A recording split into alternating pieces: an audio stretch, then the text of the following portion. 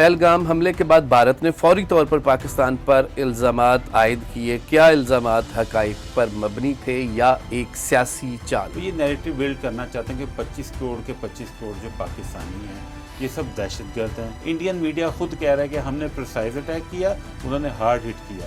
इतना hard hit किया कि ये 2 से 3 घंटे की बर्दाश्त नहीं मार बर्दाश्त कर सकते। भारत का ऑपरेशन सिंदूर क्या ये एक दफाई कार्रवाई थी या पाकिस्तान पर दबाव डालने की कोशिश? भारत ने एक दिन में हमला नहीं किया। भारत पिछले कम से कम 10 से 15 साल से तैयारी कर रहा है पाकिस्तान के ऊपर अटैक करने। खुजदार में स्कूल बस पर हमला किया, ये भारत की तरफ से एक और चाल है या दाखिली अनासर की कारस्तानी? जो राफाल तैयारे की तबाही है, S-400 की तबाही है और ब्रह्मोस मिसाइल को तबाह करना है, ये सवालिया निशानी तमाचा है इंडिया के। सोशल मीडिया के लोगों ने जिन्होंने भरपूर इंडिया को मुंह तोड़ जवाब दिया, उसके बारे में क्या कहते हैं? मैं 2 चीज़ें यहाँ पे कहूँगा आपको। इस पूरी जंग के अंदर सबसे ज़्यादा रोल पाकिस्तान के सोशल मीडिया पे पाकिस्तानी जवानों ने अदा किया।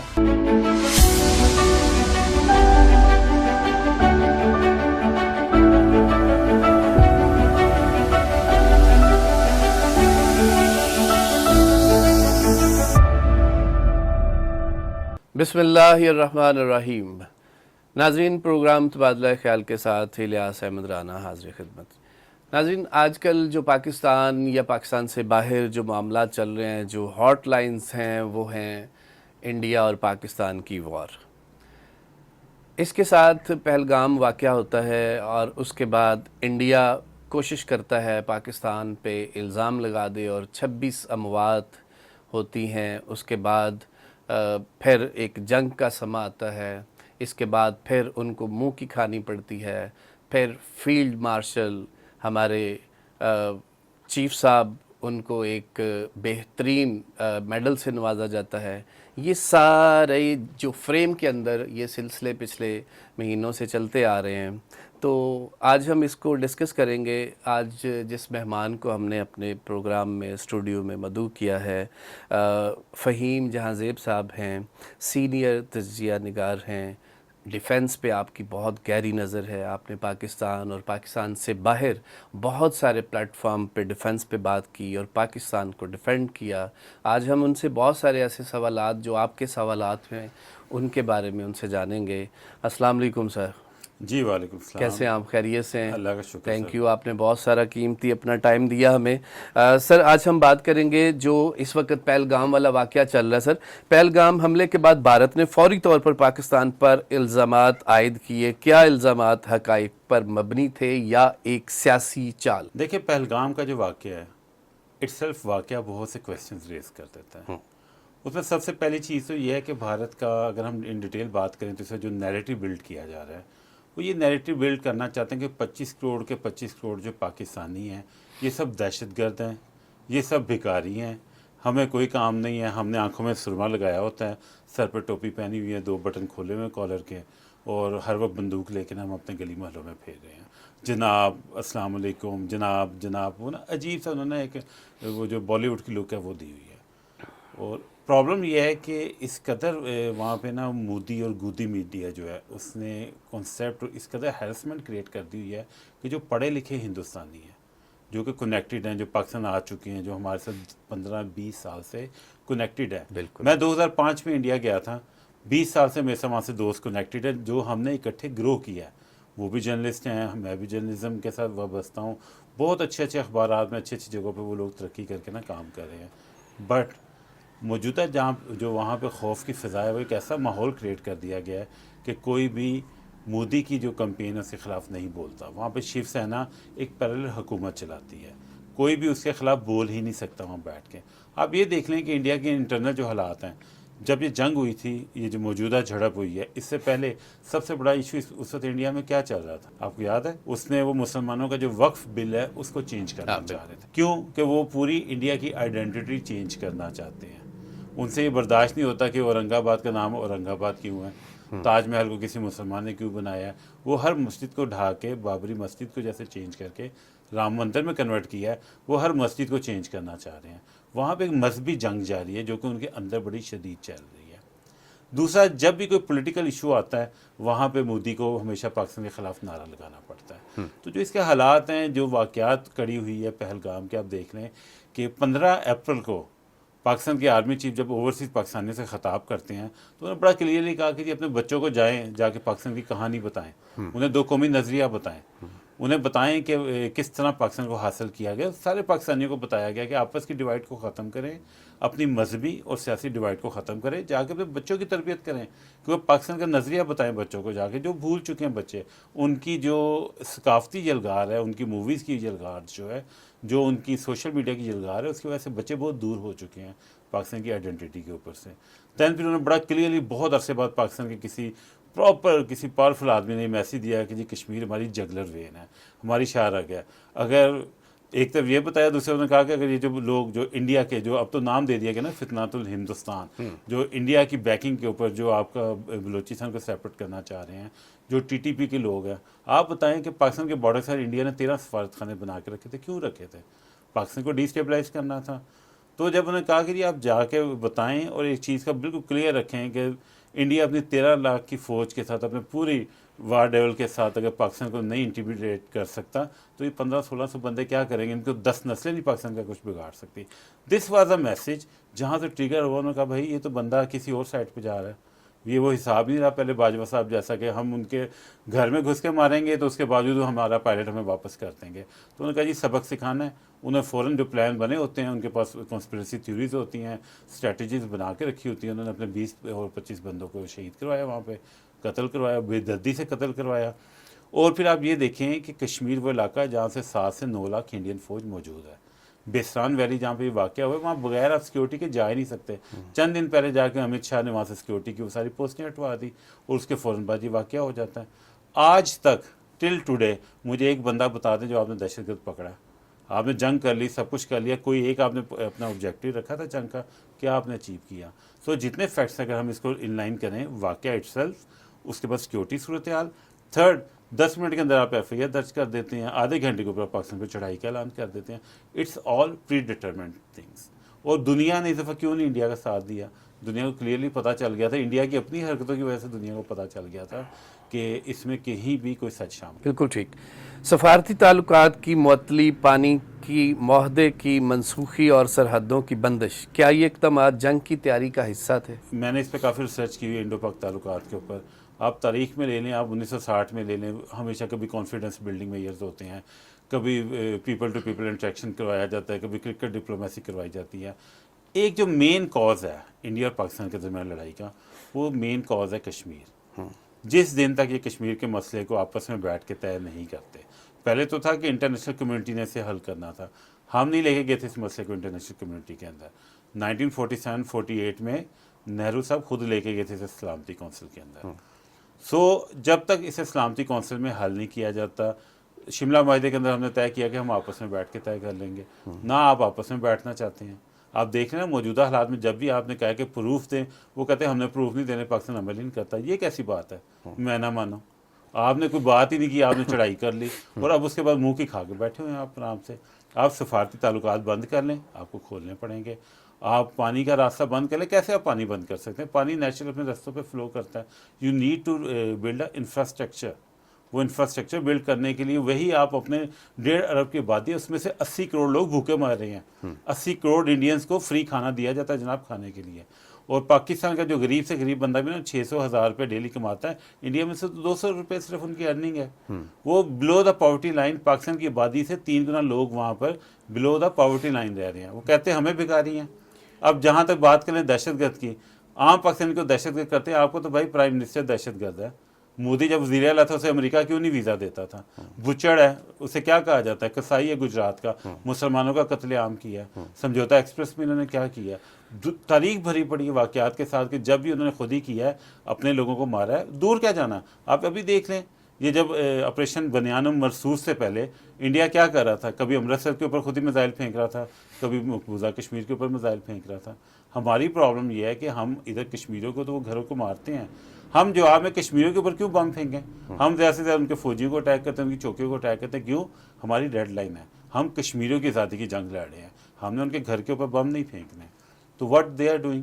अब आप अमृतसर को देख लें, वो कहते हैं गोल्डन टेम्पल पे अटैक किया। भाई गोल्डन टेम्पल ठीक है, उनकी बड़ी मुकद्दस जगह है, बड़ी अच्छी जगह है, have been to golden temple.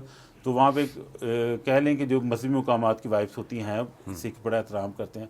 But सबसे इम्पोर्टेंट जन्म स्थान उनके बाबा गुरु नानक का जन्म स्थान पाकिस्तान में है, ननकाना साहब है। आप उधर चले जाएं हसनउद्दौला में पंजा साहब गुरुद्वारा है, जिसका बड़ी एक इम्पोर्टेंट स्टोरीज है। उसके अलावा करतारपुर देखिए, हमने पूरी दुनिया के लिए ओपन कर दिया।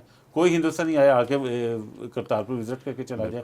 इवन जब ये जंग में आपने सफारती ताल्लुकात ख़त्म किए, हमने उनका अमला निकाला है सफारती, हमने हिंदुस्तानियों को जो सार्क वीज़ा पे थे उन्हें निकाला है।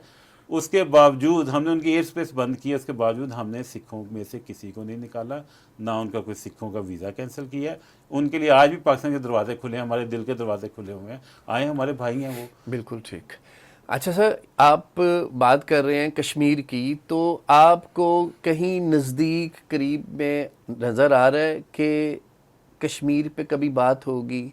कहीं दूर अंदेशी से कहीं पता लग रहा है आपको कि कहीं कश्मीर वाले सुख का सांस लेंगे या कश्मीर की कोई प्रॉपरली डिवीजन हो सकेगी? देखिए, कश्मीर जो है ना बहुत पुराना मसला है, और कश्मीर का अब जो हल है वो इतना इजी नहीं है। जैसे वो कहते हैं कि जी हम कश्मीर के ऊपर हमला कर लेंगे, हम पाकिस्तान ऑक्युपाइड कश्मीर हासिल कर लेंगे। आप ये बताएं कि मोदी पीओके के ऊपर बात करना चाहते हैं, जिसे वो पीओके कहते हैं, हम उसे आज़ाद जम्मू एंड कश्मीर कहते हैं। उसकी इंडिपेंडेंट बॉडी है, उसका इंडिपेंडेंट प्राइम मिनिस्टर है, उसकी इंडिपेंडेंट कैबिनेट है, पूरा सिस्टम उनका इंडिपेंडेंट है। आप ये देखें कि वो कहते हैं हम पीओके लेंगे। भाई आपने जो कश्मीर पर कब्जा किया हुआ है, जो इंडियन हेल्ड कश्मीर है, क्या आज तक आप उसे अपना बना सकें? क्या आप उस कश्मीर पर अपना कब्जा कायम कर सकें, उसे अपना हिस्सा बना सकें बैठ के? भाई नहीं। ये जो मौजूदा वाक़या हुआ ना, इसके बाद कश्मीर के अंदर दोबारा से एक इंसर्जेंसी डेवलप होगी। आपने जिन लोगों के घरों पे इधर अटैक किया, क्या उनमें नफरत नहीं पैदा होगी? और जिन कश्मीरियों के घर आपने ढा दिए, बम लगा के उड़ा दिए, वो क्या चुप करके बैठे रहेंगे? आप देखेंगे कि मुस्तकबिल करीब में एक बहुत बड़ी रेजिस्टेंस बढ़ेगी इंडिया के अंदर। अभी तो वक्ती तौर पर लोग खामोश हैं, टाइम गुजार रहे हैं, क्योंकि वहाँ पर जो मुसलमानों ने बहुत ज़्यादा सप्रेस करके रखा हुआ है। आप किसी मुसलमान पे नाम लगाने के लिए वो गाय लेके जा रहे हैं गाड़ी में, उसके ऊपर वो लिंचिंग कर देते हैं, उसको मार मार के हलाक कर देते हैं। किसी मुसलमान के दुपट्टे पे बहस शुरू हो जाती है, कहीं पे किसी चीज़ पे बहस शुरू हो जाती है। हमने पाकिस्तान में कभी लव जहाद नहीं किया, वहाँ पे लव जहाद चल रहा है कि जी कोई भी मुसलमान किसी हिंदू लड़की से शादी नहीं कर सकता, उसका मज़हब नहीं चेंज करवा सकता। उसको उन्होंने कहा कि ये लव जहाद है। ऐसा कोई कॉन्सेप्ट ही नहीं इस्लाम के अंदर। इस्लाम कहाँ ज़बरदस्ती करता है? इस्लाम में कोई लव जहाद का कॉन्सेप्ट है। सो उन्होंने वहीं बैठे बैठे अपनी सारी कहानियाँ क्रिएट की हुई हैं। जहाँ तक बात हम फिर करें कश्मीर के सलूशन की तरफ, तो कश्मीर का सलूशन दोनों मुल्कों को, बल्कि पूरी इंटरनेशनल कम्युनिटी को बैठ कर करना पड़ेगा। उसकी वजह यह है कि ये एक बहुत बड़ा न्यूक्लियर फ्लैश पॉइंट बन चुका है। इस दफ़ा तो चले अमेरिका ने इंटरवीन करके उन्होंने खामोशी से इंडिया की जान छुड़वा दी। अगली दफ़ा क्या होगा? मोदी खुद कहता है कि हमने तो दहशतगर्दों पे हमला किया था, आम आवाम पे हमला किया था, फौज ने क्यों जवाब दिया? लतीफ़े सुनाता ना पब्लिकली बैठ के कि जी मैंने तो उधर दहशतगर्दों को, आम लोगों के घरों पर अटैक किया था, इन्होंने फौज ने मारा। इंडियन मीडिया खुद कह रहा है कि हमने प्रिसाइज अटैक किया, उन्होंने हार्ड हिट किया। इतना हार्ड हिट किया कि ये 2 से 3 घंटे की बर्दाश्त नहीं, मार बर्दाश्त कर सके।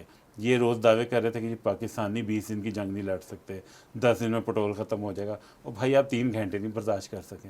आप देखें 6 और 7 मई की रात को जब उन्होंने जंग शुरू की है, अपने मुल्क के अंदर 80 जहाज़ उड़ा रहे थे। जब जहाज़ गिरे उन्होंने पूरे जहाज़ ग्राउंड कर दिए हैं।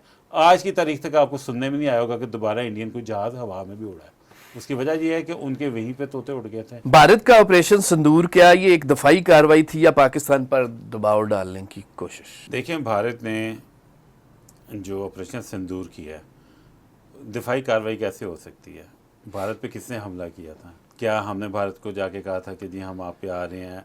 आप थोड़ा सा माजी में जाएं, पिछले 15 साल की आप पूरी ना उनकी हिस्ट्री देख लें। भारत ने अपने ना 3 रत्न तैयार किए थे, 3 तरकश तैयार किए थे। पहला ब्रह्मोस, फिर राफेल और S-400। भारत ने एक दिन में हमला नहीं किया। भारत पिछले कम से कम 10 से 15 साल से तैयारी कर रहा है पाकिस्तान के ऊपर अटैक करने के लिए, पाकिस्तान को सबक सिखाने के लिए। वो ये चाहते हैं कि इस पूरे इलाके के वो ठेकेदार बन जाए। अगर पाकिस्तान खामोश हो जाता तो चाइना की तो पॉलिसी नहीं है जंग लड़ने की, तो उन्होंने इर्द गिर्द तमाम मुल्कों को डरा के रखा हुआ है भारत ने। किसी की जरूरत नहीं कि उनके आंखों में आंखें डाल के बात कर सकें।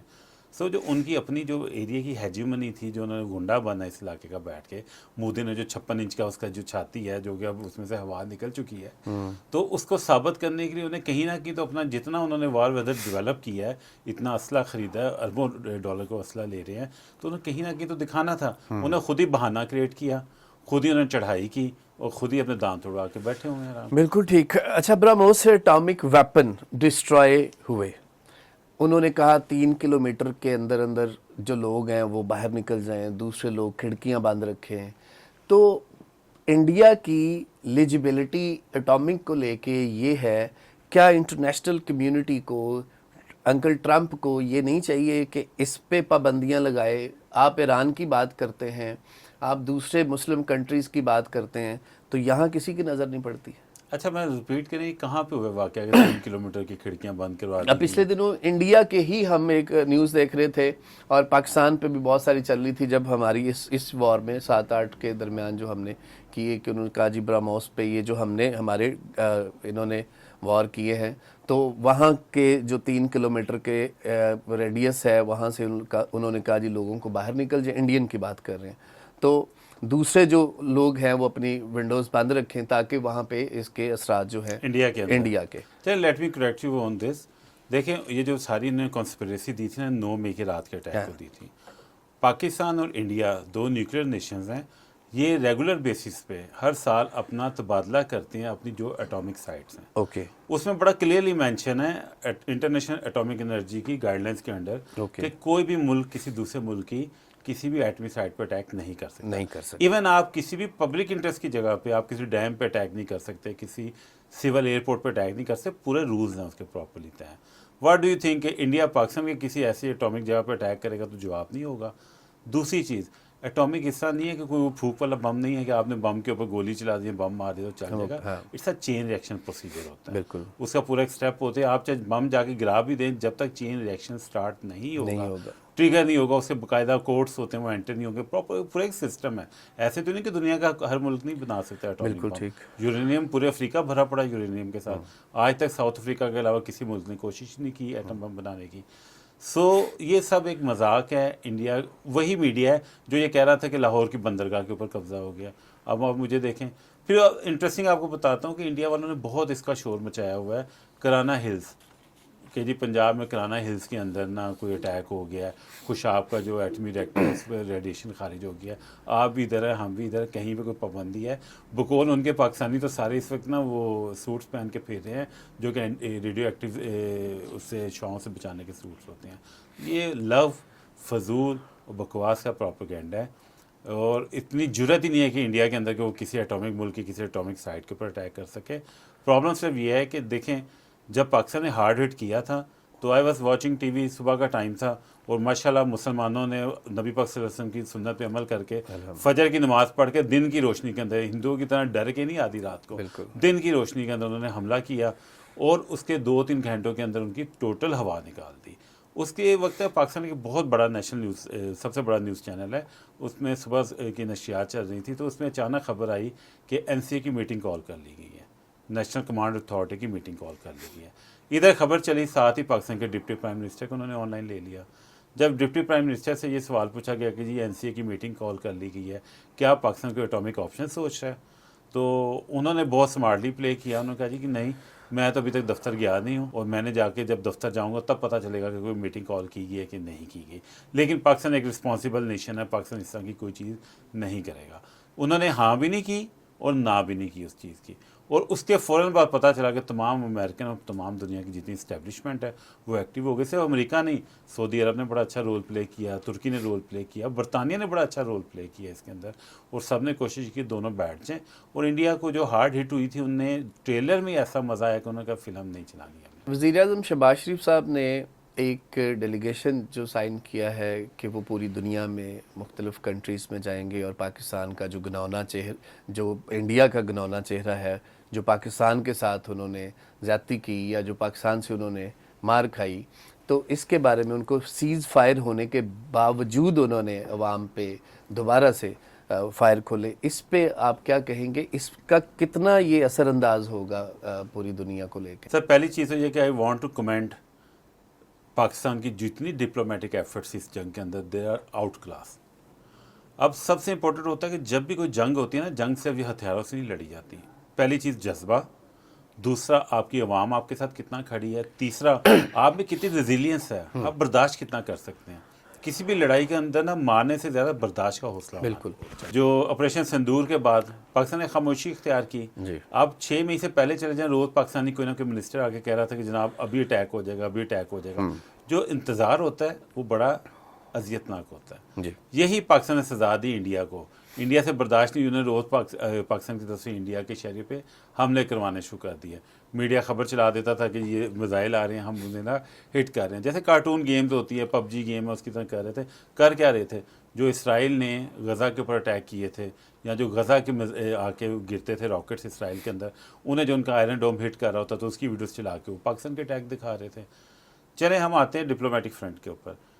इस पूरी जंग के अंदर इंडिया ने सबसे बड़ी नाकामी ये है कि इंडिया का अपने किसी हमसाये के साथ भी अच्छे ताल्लुक नहीं है। Right. पाकिस्तान के साथ तो जंग में है, चाइना से वैसे थ्रेटेंड है, उसके अलावा नेपाल के साथ उसके ताल्लुकात ठीक नहीं है। भूटान वो मुल्क है जिसकी सिक्योरिटी की जिम्मेदारी इंडिया ने ली हुई है, भूटान भी इंडिया के साथ नहीं खड़ा। और आगे आ जाए बांग्लादेश को, आपको पता है कि आजकल उसे फिर भी नहीं पाकिस्तान कहा जा रहा है। वो पूर्व पाकिस्तान था, वो दोबारा फिर पूर्व पाकिस्तान की रोल अदा कर रहा है। सो दैट कि इंडिया को उधर से भी बहुत ज़्यादा मसाइल हैं, बल्कि यहाँ तक मसाइल हैं कि अब कहा जा रहा है कि जो सिलीगुड़ी कॉरिडोर है, जहाँ जिसे इंडिया की चिकन नेक कहा जाता है, जिसके पार 7 रियासतें हैं, जिसको किसी वक्त भी चाइना और बांग्लादेश पाकिस्तान की मदद से बंद करने का प्लान कर रहे हैं। इंडिया में बहुत बड़ी इसके ऊपर स्टोरीज जा रही हैं। आगे आ जाए म्यांमार के साथ इंडिया के हालात ठीक नहीं है। नीचे चले जाएं तो ना श्रीलंका वाले इंडिया के साथ अच्छे ताल्लुकात में हैं, यहाँ तक कि मालदीव जैसे मुल्क ने इंडिया के फ़ौजी मालदीव से निकाल दिए हुए हैं। ये तारीख का ऐसा मौका है कि इंडिया के किसी भी अपने हमसाय मुल्क के साथ अच्छे ताल्लुकात नहीं है। इंटरनेशनल कम्युनिटी की तरफ आप आ जाएं तो अगर आपको 2000 का वाक़या याद हो, जब तब के अमेरिकी सदर क्लिंटन गए थे इंडिया, तो क्लिंटन वाज इन इंडिया, तो इन्होंने वहाँ पे हिंदुओं के सिखों के ऊपर इन्होंने अटैक करवा दिया था। छत्तीसगढ़ का जो वाक़या बड़ा मशहूर है, छत्तीसपुरा का। तो वहाँ पे इन्होंने कहा जी कि क्लिंटन को तो नहीं जाना चाहिए पाकिस्तान। वहाँ पे एक तो मार्शल लॉ लगा हुआ है, मुशर्रफ की हुकूमत है, दूसरा दहशतगर्द मुल्क है सारा। क्लिंटन ने अपने CIA वालों से पूछा भाई क्या, उन्होंने कहा जी ये तो इनसाइड जॉब है। इन्होंने एक फास्ट फ्लैग ऑपरेशन किया। इनकी पूरी हिस्ट्री भरी पड़ी है, फ्रॉड, धोखा, कहते हैं ना बगल में छुरी मुंह में राम राम, इनकी पुरानी आदत है।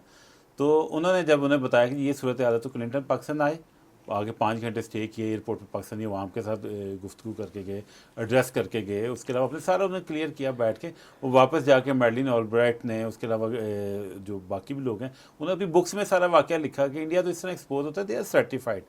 सो जो डिप्लोमेटिक फ्रंट है ना, मैं कमेंड अगेन करूँगा कि जो पाकिस्तान के वज़ीर ख़ारजा हैं, डिप्टी प्राइम मिनिस्टर ने, पाकिस्तान के प्राइम मिनिस्टर ने बहुत अच्छा स्टांस लिया जब इन्होंने काकूल में खिताब किया वहाँ पासिंग आउट परेड के अंदर। उन्होंने कहा कि पाकिस्तान इस वाक़े की इंडिपेंडेंट और शफाफ तहकीकात करवाने के लिए तैयार है। उन्होंने तो लाजवाब कर दिया, पूरी दुनिया ने माना, अक़वाम मुत्तहिदा ने मान लिया, सलामती कौंसिल ने मान लिया, अमेरिका ने मान लिया, इवन के रशिया ने भी कहा कि अच्छा ऐलान है। नहीं माना तो सिर्फ हिंदुस्तान ने नहीं माना क्योंकि उनके अज़ाइम ख़राब थे।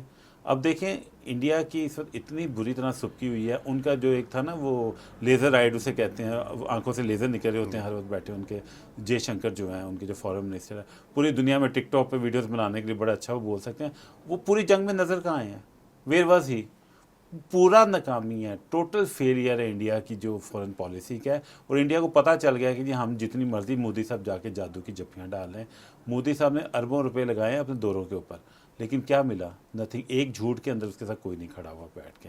सो मोदी ने इसका हल ये निकाला कि उन्होंने कहा जी हम कांग्रेस की लीडिंग में कमेटी बनाते हैं, पूरी दुनिया में जाके वो एड्रेस करें, डिप्लोमेटिक तमाम लोगों से रब्ते करें। बट ख़ुद कांग्रेस में और इस वक्त मोदी के अंदर डिवाइड क्रिएट हो चुकी हुई है। उन्होंने शशि थरूर को हेड बनाया उसका, बट शशि थरूर खुद मोदी के ऊपर सवालात उठा रहे हैं इस वक्त बैठा हुआ। पाकिस्तान की तरफ से बड़ा अच्छा किया गया। Bilawal Bhutto is a very excellent person, पूरी दुनिया में उनकी एक्सेप्टेंस है। और दूसरा, इससे पहले वज़ीर ख़ारजा रह चुके हैं, उन्हें पता है। और पूरी जो पीपल्स पार्टी के जितने लोग शामिल हैं, नून लीग के जितने लोग शामिल हैं, वेरी सीजन पीपल। और वो जिस लेवल पे जिस तरह काम कर रहे हैं, मेरे ख्याल से असल तो डिप्लोमेटिक जंग इन लोगों ने जीती है बैठ के। और आई एम वेरी हैप्पी कि ये बड़े अच्छे तरीके से जिस तरह काम चल रहा है। 1965 वाली गलती नहीं होगी। 65 में यही हुआ था ना, हमने जंग जीत ली थी, बाद में टेबल के ऊपर हमसे टॉक्स नहीं थी प्रॉपर्ली हो सकी, क्योंकि आप दुनिया को कन्विंस नहीं कर पाते। सेम 71 में हुआ कि आप अगले 2-3 साल तक दुनिया को कन्विंस नहीं कर सके तो आपको बांग्लादेश को बाद में एक्सेप्ट करना पड़ा बैठ के। सो इस दफ़ा इंशाल्लाह ऐसी कोई गलती नहीं होगी और चीज़ें बेहतर चल रही हैं। हर दफ़ा जब इलेक्शन आते हैं तो मोदी का एक ही ट्रिक्स होती हैं, वही पुरानी बॉन्डी बातें, मुसलमानों पे जुल्म करना, सिखों पे जुल्म करना, और जो हिंदुओं के अलावा जितनी भी वहाँ पे लोग ज़ातों से साथ रह रहे हैं उनके साथ जुल्म और ज़्यादतियाँ करना। ये हर दफ़ा की जो इनकी हरकतें हैं इस दफ़ा भी सेम वही है, मगर इस दफ़ा उन्होंने अलग कुछ अपने स्टंट मारने की कोशिश की कि शायद पाकिस्तान इससे डर जाएगा या पाकिस्तान के साथ इस तरह से 4 मिसाइल भेज के तो अपनी आवाम को खुश कर लिया जाएगा या पहलगाम वाक़या करा के वो फिर एक नए अगले अपने 5-10-15 साल अपने लिए सीधे कर लेंगे। मगर अब सिचुएशन अलग नज़र आ रही है, तो अब इंडिया का फ्यूचर क्या देखते हैं फ्यूचर करीब में? देखिए, इंडिया का फ्यूचर तो हम बाद में डिस्कस करते हैं, पहली चीज़ है मोदी का फ्यूचर डिस्कस करना है। देखें, जो मोदी की मदर जमात है ना, उसका एक रूल है कि 75 ईयर्स की एज में रिटायर होना होता है सियासत से। मोदी साहब 75 साल के होने वाले हैं। दूसरी सबसे बड़ी चीज़ ये कि 27 सितंबर 2025 के अंदर जो शिवसेना है, RSS है, उसके 100 साल तकरीबात हैं, उसके 100 साल पूरे होने हैं। उन्हें कोई ऐसा एजेंडा, कोई ऐसा स्टंट चाहिए, कोई ऐसी अचीवमेंट चाहिए कि मोदी को 75 साल से आगे भी परमिशन दी जा सके। अभी भी बहुत से सीनियर लीडर्स हैं जिनको रिटायर करके मोदी को आगे लेके आए थे, क्योंकि यंग था, वो बूढ़े हो चुके थे। पहली चीज़ तो यह है कि बाबा जी सठिया चुके हैं इस वक्त। बाबा जी को कोई सर्वाइवल नज़र नहीं आ रहा कि मुझे किस तरह दोबारा आगे कंटिन्यू करवाया जाए। दूसरा, जो गुज़िश्ता इलेक्शन था, अगर आप उसमें देखें तो इसमें ना इन्होंने इतना ज़्यादा पाकिस्तान स्पेसिफिक नारा नहीं लगाया था। उनका मोटो था अब की बार 400 पार। 400 क्या, वो तो बड़ी मुश्किल से जीती हैं, बल्कि हार गए इलेक्शन। उन्हें सिंपल मेजोरिटी भी नहीं मिली, उन्हें बाकायदा किसी इत्तेहाद में जाके हुकूमत बनानी पड़ी है। बिहार का इलेक्शन सर पर खड़ा है, बड़ा क्लियर हो गया कि बिहार के इलेक्शन के लिए सारी कैंपेन की गई थी, सारी एक्टिविटी प्लान की गई थी। क्यों कि पिछले 25 साल से अनफॉर्चुनेट ये है कि इंडिया के अंदर हर इलेक्शन एंटी पाकिस्तान लड़ा जाता है। एक सेंटीमेंट क्रिएट किया जाता है कि जी हमने पाकिस्तान के खिलाफ कार्रवाई करनी है, हमें इसलिए आप वोट दें। पिछला आप देख लें, पुलवामा के वाक़े के बाद उसने क्या कहा था, वो अवाम को ओपनली कहा था कि जी अगर आपने पाकिस्तान में घुस के मारना है तो आप हमें वोट दें बैठ के, आप हमारे साथ दें बैठ के। उड़ी के वाक़े पे भी यही था कि उनके पॉलिटिकल रिज़ाइन थे बैठे हुए। इस दफ़ा उन्होंने किया तो मुँह की खानी पड़ी है। उसकी वजह ये है कि इस दफ़ा पाकिस्तानी फ़ौज तैयार बैठी थी, और पाकिस्तानी फ़ौज वो फ़ौज नहीं है जो कि इस दफ़ा सुलह के लिए तैयार बैठी थी। पाकिस्तानी फ़ौज अपने नज़रिए पर कायम बैठी हुई थी, और काफ़ी अरसे से वो ये चीज़ सोच रहे थे कि हमने इस न्यू नॉर्मल को इस्टेब्लिश नहीं होना चाहिए। कितनी दफ़ा आप अटैक करेंगे, कितनी दफ़ा खुद हमला करेंगे, आपने तो मजाक बना लिया। बड़ी मुश्किल से पाकिस्तान की जो इकॉनमी थे, जो पाकिस्तान अपने इकोनॉमिक क्राइसिस से निकल के ग्रोथ की तरफ जा रहा था, इंडिया ने कहा कि इससे पहले कि ये दोबारा ग्रोथ की तरफ जाएँ, पॉजिटिव साइड पर आएँ, उन्होंने कहा कि हम हमला करके इनकी एक तो इकॉनमी को तबाह करें, दूसरा इनके जो इंफ्रास्ट्रक्चर है उसको डैमेज पहुँचाएँ। बिल्कुल ठीक। खुजदार में स्कूल बस पर हमला किया, ये भारत की तरफ से एक और चाल है या दाखिली अनासर की कारस्तानी? सर बिल्कुल भी दाखिली अनासर का क्या इससे ताल्लुक़ है? मुझे बताएं, आप में से कोई जितना मर्जी बुरा मुसलमान हो, जितना मर्जी बुरा पाकिस्तानी हो, हम तो किसी हिंदू के बच्चे को कभी नहीं मारेंगे बैठ के। बच्चे तो वैसे ही, हमारे तो इस्लाम में बड़ा क्लियरली लिखा है कि आप बच्चों को, औरतों को, बूढ़ों को हिट ही नहीं कर सकते। इवन जवान जो जंग के लिए नहीं आया, आप उनको भी हिट नहीं कर सकते बैठ के। मुझे बताएं, पाकिस्तान का कौन सा मुसलमान और कौन सा पाकिस्तानी ये काम करेगा, किसी बच्चे पर अटैक करेगा? आप APS से APS तक देख लें, पेशावर APS में क्या वाक़या किया गया था, वही दरिंदगी, वही सब कुछ वहाँ पे किया जा रहा है प्लान करके। और कब हुआ वाक़या? जबकि इंडिया हर जगह पे नाकामी उठा रहा है, इंडिया ने अटैक किया है। अब आप देखें कि जब 9 मई को एक तरफ हिंदुस्तान पाकिस्तान के ऊपर डायरेक्ट अटैक कर रहा था, सेम दिन कई 100 हमले किए गए थे बलूचिस्तान के अंदर। और ये तो बलूचिस्तान बहुत बड़ा है, आप बलूचिस्तान जाके फिर आप हैरान रह जाएंगे। इट्स जस्ट लाइक कि आप मरीख पे चलेंगे, आप चांद पे चलेंगे, इतनी कम आबादी है जिसकी इंतहा नहीं है। अब आप ये देख लें कि पाकिस्तान के शहर लाहौर में बलूचिस्तान से 3 गुना ज़्यादा आबादी है, और बलूचिस्तान पाकिस्तान के रकबे का आधे से भी ज़्यादा है। दुनिया का कोई भी मुल्क हो, वो वहाँ पे सिक्योरिटी चीज़ें प्रोवाइड नहीं कर सकता। ये एक आइसोलेशन में आते हैं, ये उठ के आके अटैक करके चले जाते हैं। कुछ हम लोगों की भी गलती है, हमारे मीडिया वाले की। अब आप कह रहे हैं खुजदार, तो आप नाम लेना कि खुजदार में हुआ अटैक, कलात में हुआ है, खरान में हुआ है, किस एरिया में अटैक हुआ है? पंजगोर में हुआ है। वी टॉक के बलोचिस्तान मेजर जो बलोचिस्तान है, जो आप कराची से लेके ग्वादर तक कोस्टल हाईवे है, आपका कोयटा, ये सारे एरिया सेफ है, सेफ सिक्योर, लोग अच्छी लाइफ वहाँ पे गुजार रहे हैं। प्रॉब्लम हैं, जो मेन पॉकेट्स हैं हम उनको डिस्कस नहीं करते। किसको नहीं पता कि बलूचिस्तान को इंडिया की सपोर्ट है। इंडिया के जितने थिंक टैंक्स हैं वो बलूचिस्तान की बाकायदा रिपब्लिक ऑफ बलूचिस्तान अनाउंस करने के लिए पूरा फंडिंग दे रहे हैं, पॉलिसी बना रहे हैं। वो तो अभी प्राइम मिनिस्टर का ऑफिस वहाँ पे बना के बैठे हुए हैं।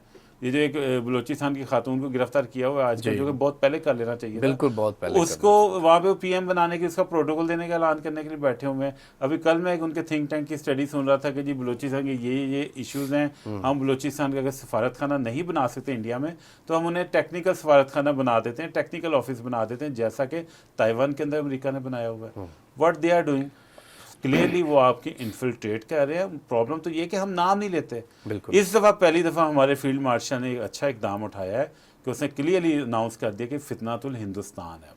जो भी अटैक होगा बलूचिस्तान में या टीटीपी करेगी वो फितनातुल हिंदुस्तान है। ये हमें आज से 5-10 साल पहले ऐलान कर देना चाहिए था, लेकिन चलें, देर आए दुरुस्त आए, अब हम सही लाइन की तरफ जा रहे हैं। बिल्कुल ठीक। भारत और पाकिस्तान के आलमी दौरे, क्या ये सफारती जंग का नया मुहाज खुलने जा रहा है? जी बिल्कुल, ये नया महाज ही खुल रहा है, जो पिछला महाज है, क्योंकि आपको जंगी बुनियादों पे, आपको असले की बुनियाद पे, आपको लड़ाई की बुनियाद पे शिकस्त हो गई है। तो जो हिंदू पॉलिसी है वो यही, आप देख लें कि हार के भी, सब कुछ करने के बाद भी उनका S-400 तबाह भी हो गया, तो खाली उसकी ना वो बैटरीज के सामने खड़े होकर मोदी साहब ने वहाँ पे मॉडलिंग कर ली जाके। तो इन्होंने इंटरनेशनल महाज पे जाके साबित करने की कोशिश करनी है कि जी पाकिस्तानी दहशतगर्द हैं, पाकिस्तान के ये ताल्लुकात हैं दहशतगर्दों के साथ। तो पाकिस्तान को भी ज़रूरत है कि जाके बताएं समझौता एक्सप्रेस में क्या हुआ था। समझौता एक्सप्रेस का जो उनका मेन इन्वेस्टिगेटर था, जो हिंदुस्तान की तरफ उंगलियां उठा रहा था, उसको मुंबई अटैक्स के अंदर कत्ल कर दिया गया था। आई थिंक करकरे नाम था उस ऑफिसर का। इसके अलावा मोदी के सबको हिस्ट्री का पता है, दे शुड नो। सबसे इंपॉर्टेंट चीज़ ये है कि भाई जाके सवाल पूछें पूरी दुनिया से कि मोदी को ये हमला करके मिला क्या। क्या पहलगाम के जो लोग वहाँ मारे गए हैं उनका कोई कातिल पकड़ा गया? क्या उन्हें ये जो भावलपुर पे मुरीदके पे अटैक किया, कोई एक भी दहशतगर्द का वो नाम ले सकते हैं कि जिसको उन्होंने मारा है?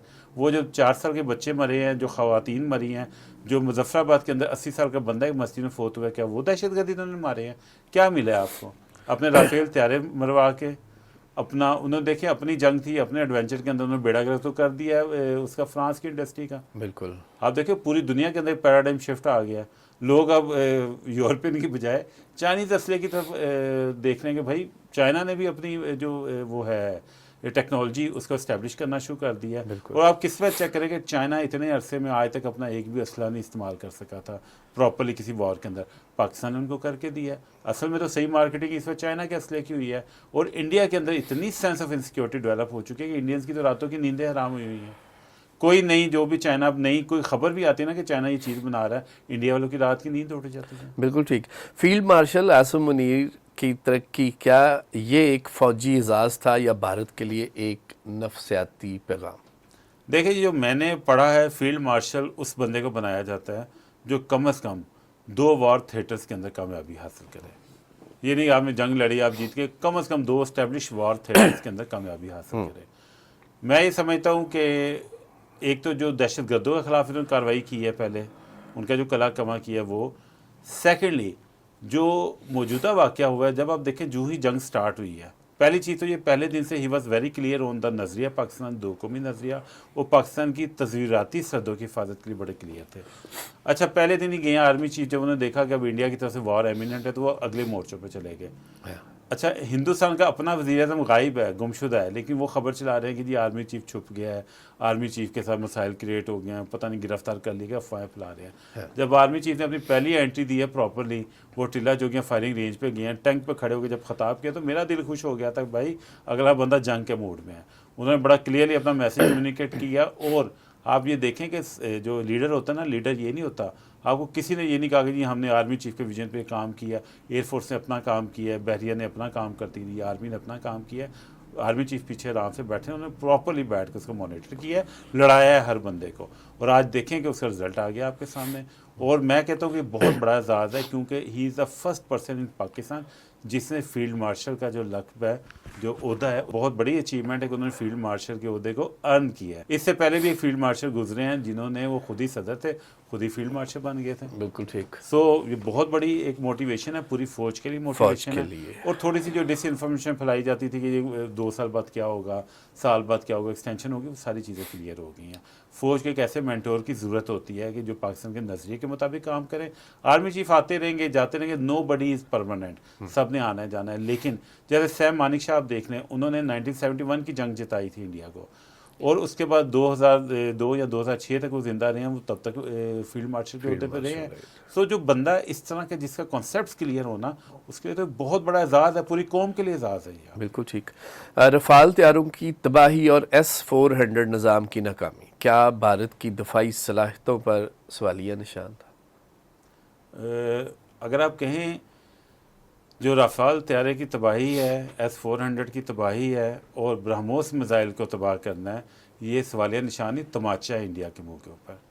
जो भारत पिछले 20 से 25 साल से जो कोशिश कर रहा था कि मैं पाकिस्तान को अच्छी तरह से कवर कर लूँगा, अभी गुज़िश्ता साल ही भारत ने ब्रह्मोस मिज़ाइल जब अपने इंस्टॉल किए थे, तो उन्होंने एक मिस एडवेंचर किया, एक ब्रह्मोस मिज़ाइल चल गया। अब वो पाकिस्तान ने DGI SPR आए, उन्होंने क्लियरली बताया कि यहाँ से ये इनका प्रोजेक्ट चल रहा था, यहाँ से अपना रुख बदला, प्रॉपर्ली उन्हें पूरी ब्रीफिंग दी, यहाँ पर आके चीचावतनी के पास पाकिस्तान में गिरा, हमने असेस कर लिया कि इससे कोई डैमेज नहीं होगा, खुली जगह पे गिरा, तो हमने उसको आगे से हिट नहीं किया। इंडिया ने एडवेंचर किया था ये चेक करने के लिए कि क्या ब्रह्मोस पाकिस्तान डिटेक्ट कर सकता है कि नहीं कर सकता, जबकि पाकिस्तान डिटेक्ट करके भी उन्हें धोखे में रखा कि हमने डिटेक्ट नहीं किया। उसका फ़ायदा ये हुआ पाकिस्तान को, पाकिस्तान ने ब्रह्मोस की जितनी कार्रवाई थी, जितनी उसकी सारी सुपरसोनिक स्ट्रेंथ थी, सबको स्टडी कर लिया। उसके बाद S-400 को आप देख लें, S-400 बहुत अच्छा निज़ाम है, बहुत अच्छा सिस्टम है, और उसको बड़े अच्छे तरीके से कामयाबी से इस्टेब्लिश किया सीरिया के अंदर रशिया ने। लेकिन जो मौजूदा वार थिएटर चल रहा है, सबसे बड़ा है यूक्रेन का। यूक्रेन ने कई दफ़ा S-400 की बैटियाँ तबाह की हैं। S-400 बहुत अच्छा है जब जंग हो रही हो, बड़े लेवल पे जंग हो रही है, कोई 400-600 किलोमीटर दूर से मिसाइल आ रहे हैं। आप लाहौर से मिसाइल फायर करेंगे, 10-15 किलोमीटर के बाद तो जाके मिसाइल ने हिट कर देना, 100 किलोमीटर के अंदर मिसाइल ने हिट कर देना, जैसे आपने फतेह चलाया अपना। तो उसकी टेक्निकल एज जो है ना आपके मिसाइलों का, वो S-400 पे बहुत ज़्यादा है।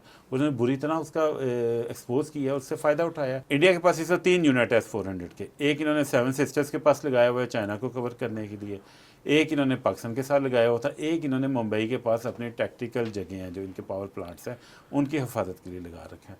पाकिस्तान ने उड़ा के रख दिया इनके निज़ाम को। 2 दिन उन्होंने वेट किया, तीसरे दिन उन्होंने अपने कहीं और से बैटरी से मंगवाई और जाके शोकेस कर दिया कि जी हमारा पूरा सिस्टम बचा। अब यहाँ तक देखें कि जो डिस्ट्रक्शन की तस्वीरें हैं, जो सैटेलाइट इमेजेस हैं, दुनिया की जो 2-3 कंपनी सैटेलाइट इमेजेस देती हैं, वो सारे राइट्स इंडिया ने बाय कर लिए हैं कि पहले और बाद की तबाही के मनाजर ही ना कोई दिखा सके बैठ के। आल तो फिर भी हमारे पास है सिस्टम है, लेकिन ज़रूरत ही नहीं उन चीज़ों को दिखाने की। बाकी रह गया राफेल जी। राफेल भी बहुत अच्छा तैयार है, 2000 से 2001 से वो ऑपरेशनल तैयार है। आज तक किसी तरबियती प्रवास में भी नहीं गिरा था राफेल। जंग को तो छोड़ दे, किसी तरबियती प्रवास में भी नहीं गिरा था, और दुनिया में उसे F-16 का अल्टरनेट तस्वर किया जा रहा था। अभी यूरोप ने अगले से 20-30 साल तक उस राफेल को उड़ाना था, प्रॉपर्ली पूरी दुनिया में बड़े फ़ख्र से बेचना था। उसकी पूरी की पूरी इंडस्ट्री को क्या इन्होंने बेड़ा गर्क कर दिया। उसकी वजह ये नहीं कि राफेल बुरा है, इनकी मैनेजमेंट और इनकी जो तरबियत और जज्बा है वो निकम्मा है। राफेल बुरा तैयार नहीं था, इनके पायलट निकम्मे थे। जज्बे पे तो अल्हम्दुलिल्लाह हम अल्लाह का लाख लाख करोड़ों दफ़ा शुक्र अदा करते हैं कि हर पाकिस्तानी के सीने में जज्बाए दीन है अल्हम्दुलिल्लाह, ये बहुत बड़ी बात है। पाकिस्तान की मैशत पर इस जंग का कितना अच्छा या कितना बुरा असर पड़ेगा? मेरे ख्याल से पाकिस्तान की मैशत पे इस जंग का बहुत अच्छा असर पड़ेगा। उसकी सबसे ज़िंदा मिसाल आपको मैं दे देता हूँ कि जंग के दौरान 9 मई को, आपको पता है 9 मई की रात को इंडिया ने दोबारा अटैक क्यों किया था? देवर वेटिंग के 9 मई को आपको IMF ने किस्त जारी करनी थी। अगर एक मुल्क जंग में लगा हुआ है, एटमी मुल्क है और जंग की तैयारी कर रहा है, उसकी इकॉनमी के बुरे हालात हैं, इंडिया ने यहाँ तक किया कि जो उनका अपना डायरेक्टर था, एग्जीक्यूटिव डायरेक्टर IMF के अंदर, उसको वापस बुला लिया ताकि कोरम ना पूरा, उसके बावजूद उन्होंने उनकी किस्त अवार्ड कर दी। ये कोई फ़ख्र की बात नहीं है, लेकिन जो हमारी पॉलिसीज़ है, उसका जो तसलसल है, उसका इंटरनेशनल और ख़ास तौर पे इंटरनेशनल इकोनॉमिक इदारों के अंदर बहुत बड़ी रिकग्निशन थी कि Pakistan is on the right track. अब आप देखें इस जंग की आउटकम क्या है। पूरी दुनिया के अंदर पाकिस्तान की इज़्ज़त बढ़ी है, पाकिस्तान के जितने दोस्त हैं, ख़ासतौर पर खलीजी ममालिक हैं, वो एक दफ़ा उनकी आंखें खुल गई, वो तो इंडिया की गोद में बैठे होते सब जाके। Now they are coming back to Pakistan. आपको पता चला कि आपके दोस्त कौन है। ईरान को पता चला कि मैंने पाकिस्तान के साथ ताल्लुकात को दोबारा से रिविजिट करना है बैठ के। तुर्की ने खुल के पाकिस्तान की हिमायत की है। आज़रबाईजान के सदर ने लेटर लिख के आपको कहा कि भी हम पाकिस्तानी भाइयों के साथ खड़े हुए हैं। चाइना ने आपको सपोर्ट किया। पाकिस्तान का जो इंटरनेशनल कम्युनिटी है उसके अंदर रोब दबदबा एक इज़्ज़त बड़ी है। और अब आपको ना जाके वो कहते हैं ना, कशकोल लेके जाते थे जो बातें करते थे लोग, अब लोग आपकी कामयाबी के लिए दुआ को भी और दिल से आपकी हेल्प करेंगे बैठ के। और उससे बढ़ के ये है कि आपकी वैसे भी इकोनॉमी राइट ट्रैक पे है। अगर ज़रा सा भी नुकसान होना होता तो IMF आपको कभी भी किस्त ना जारी करता। चीज़ें आपकी राइट डायरेक्शन पे जा रही। ऑपरेशन बनियानुल मरसूफ, पाकिस्तान का जवाबी हमला, क्या ये भारत के लिए एक सबक था? भारत की जो गुंडा बनने की, जो इस रीजन की हेजीमनी है, उसके ताबूत में ये पहला और आखिरी कील था। भारत को ऑपरेशन बनियानुल मरसूस के बाद बहुत बड़ा सबक मिला है। पूरे रीजन के अंदर एक पैराडाइम शिफ्ट आ गई है। पाकिस्तान से भारत बहुत बड़ा है। भारत की अगर आप इकोनॉमी की बात करें तो पाकिस्तान का 7 से 8 अरब डॉलर पाकिस्तान का बजट है, दिफाई बजट है। भारत का 70 अरब डॉलर के करीब दिफाई बजट है। पाकिस्तान का टोटल बजट जो है वो इससे कम है भारत के दिफाई बजट से। हम कभी भी ये नहीं कहते थे कि कन्वेंशनल तौर पे ना पाकिस्तान को भारत के साथ कोई भी बराबरी है। हम हमेशा कन्वेंशनल जो जंग है ना उसमें भारत से पीछे अपने आप को तस्वुर करते थे। वो सारी की सारी पैराडाइम शिफ्ट हो गई है। उन्होंने दिखाया कि 3 मिनट के अंदर, 3 घंटों के अंदर आप भारत का मुंह तोड़ सकते हैं। तो भारत ने क्या जंग लड़नी है आपसे? पाकिस्तान को ना सिर्फ एक ये कि टैक्टिकल सुपीरियरिटी हो गई है, कन्वेंशनल जंग के अंदर भी इक्वल आ गए हैं दोनों। क्लियरली पता चल गया कि भाई जो फ्यूचर की जंगें हैं पाकिस्तान बहुत आगे तक तैयार है। लाइक आप इलेक्ट्रिकल वॉरफेयर के लिए तैयार है, आप टैक्टिकल वॉरफेयर के लिए तैयार है, आप ड्रोन वॉरफेयर के लिए उनसे बहुत आगे हैं। अभी वो बैठेंगे, रोएंगे दोबारा फिर, क्योंकि भारत की जो साइकी है, जो इन्होंने मोदी ने करना है, इससे कहना है कि हम जंग हार गए हैं, हमें नए ड्रोन्स चाहिए, नया असला चाहिए, उन्होंने फिर दोबारा अपने ख़जानों के मुंह खोलने हैं। तो इस पूरी जंग के अंदर ये जो ऑपरेशन बनियानुल मरसूस है, ये बहुत एक डिसिसिव टाइम था जिसे पूरी एक पैराडाइम शिफ्ट कर दी है।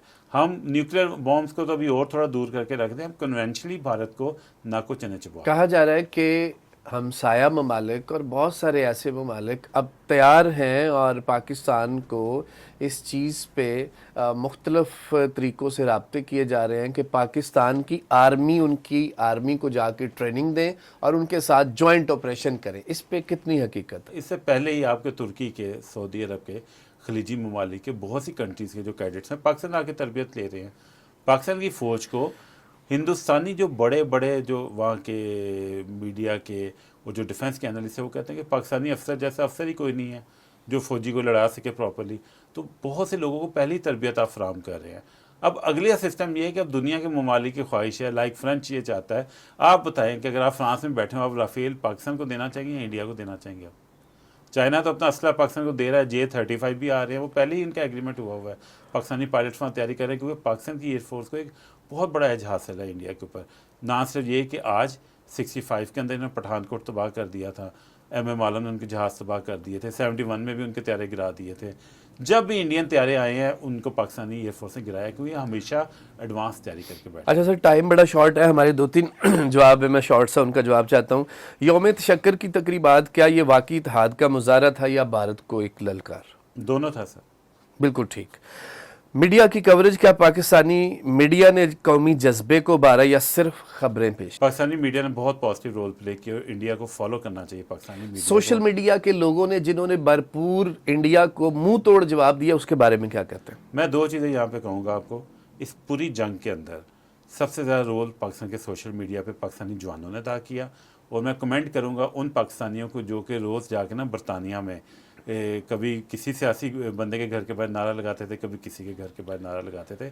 पाकिस्तानी कौम ने वहाँ पे जो जब इंडियंस आए पाकिस्तानी सफारत खाने के बाहर, जो जिस तरह पाकिस्तानी वो जो हमारे हाई कमीशन थे उसने चाय का कप दिखाया, और जब पाकिस्तानियों ने आके उनका मुंह तोड़ा उनकी तो बोलती बंद होगी बैठे। पाकिस्तान की अक्सरियत, पाकिस्तान की अस्करी हिकमत अमली, क्या हमने अपनी दफाई सलाहियतों का दुरुस्त इस्तेमाल किया? मेरे ख्याल से पाकिस्तान की असली हिकमत अमली को देखा जाए तो इस तरह का ना कभी इस्तेमाल किया गया, सलाहियतों का ना इसे बेहतर किया जा सकता है। भारत की दाखिली सियासत पर इस जंग का क्या असर पड़ा? भारत की दाखिली खारजी दोनों सियासत इस वक्त इतना भस्म हो चुकी है। अब यह है कि उनकी चिता तैयार है, उन्हें खुद आग लगानी है, क्योंकि जो भाजपा सरकार है उसके जाने का वक्त तय हो चुका है, नकारा बच चुका है। अब बस वो ना खसियानी बिल्ली खंबा नोचे के मुतरादिफ ना वो पाकिस्तान पे हमला करने की हिम्मत है ना वो अपने अवाम को कोई जवाब दे पा रहे हैं। ऐसा ऐसा उनका ना बुरा वक्त शुरू हो चुका है डाउन। क्या ये तनाज़ा कश्मीर के मसले को मज़ीद पेचीदा बना रहा है या हल की तरफ ले जा रहा है?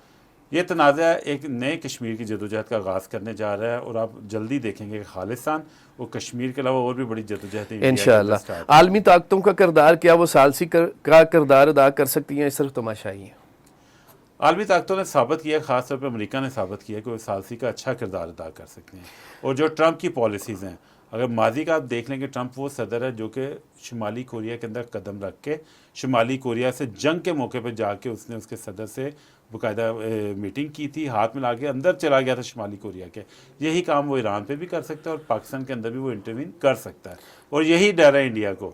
अब तक उसकी 8 ट्वीट आ चुकी हैं, अब तो इंडिया वाले भी मानना शुरू हो गए हैं कि उसने अपना रोल प्ले करने का ऐलान किया है। पाकिस्तान का तहम्मुल और सफारती कोशिशें, क्या ये कमज़ोरी की इलामत थी या हिकमत अमली? बड़ी अच्छी हिकमत अमली थी। आपका बहुत शुक्रिया। नाजरीन, हमारे साथ थे फ़हीम जहां ज़ेब साहब, सीनियर तज्ज़िया निगार हैं। आपने डिफेंस पे बहुत काम किया, आपने बहुत सारी उनकी गुफ्तगू सुनी है। आप मज़ीद अगर चाहते हैं हम इनके साथ प्रोग्राम करना, हमारे कमेंट बॉक्स में हमें सजेस्ट करिएगा अगले प्रोग्राम के लिए। तब तक फिर किसी इंशाअल्लाह शख्सियत के साथ दोबारा प्रोग्राम करेंगे। तब तक के लिए इलियास अहमद राना को इजाज़त दीजिए। अल्लाह निगहबान।